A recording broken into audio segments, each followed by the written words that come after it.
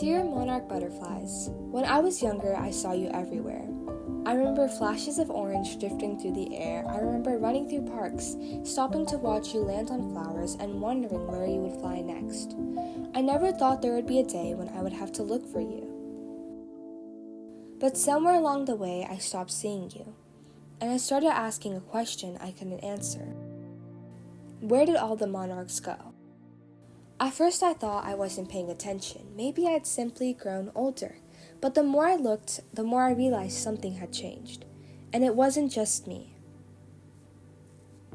Across North America, monarch populations have declined dramatically. In the 1990s, there were over 1 million Western monarchs. Today, their numbers have fallen to record lows. Scientists could only find 12,200. The butterflies I remembered weren't disappearing by accident.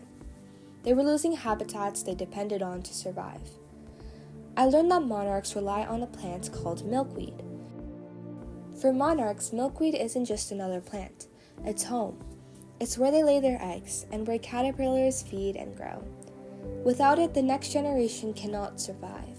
As cities expanded and land was developed, native habitats disappeared. Herbicides, pesticides, and climate-related challenges made survival even harder. Little by little, the places monarchs needed most became harder to find. And when habitat disappears, butterflies don't just lose a place to visit, they lose a place to survive. The more I learned, the more I realized this wasn't just a story about monarchs. It was a story about ecosystems. Because monarchs are not alone. Butterflies, bees, birds, and countless other species all depend on healthy habitats. When one piece of an ecosystem disappears, the effects spread far beyond a single species. For a while, this felt like the end of the story. But then I discovered something unexpected. People were already helping. Schools were planting pollinator gardens. Families were replacing their lawns with native plants. Communities were restoring habitats and creating spaces where monarchs could thrive again.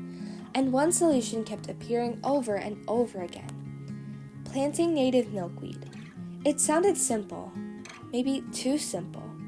But sometimes meaningful change begins with simple actions. And when enough people participate, those small actions begin to add up. Even small patches of native habitat can help support monarchs and other pollinators when communities work together. The solution doesn't require one person to do everything. It requires many people doing something. Because if people helped create this problem, then people can help solve it too. So this letter isn't really asking where you went. Now I know the answer. You went where the milkweed still grows. You went where ecosystems still have room for life. The real question is whether we're willing to create more of those places. I think we are. And I think small actions multiplied across thousands of people can create extraordinary change. So dear monarch butterflies, I know bringing you back won't happen overnight. But I also know that hope grows the same way gardens do. One seed at a time, one garden at a time, one person at a time. And maybe one day, a child walking through a park will look up and see a flash of orange drifting through the air. Maybe they'll stop and watch. Maybe they'll smile. And maybe they'll never have to wonder where all the monarchs went. Sincerely, someone who's still looking for the butterflies.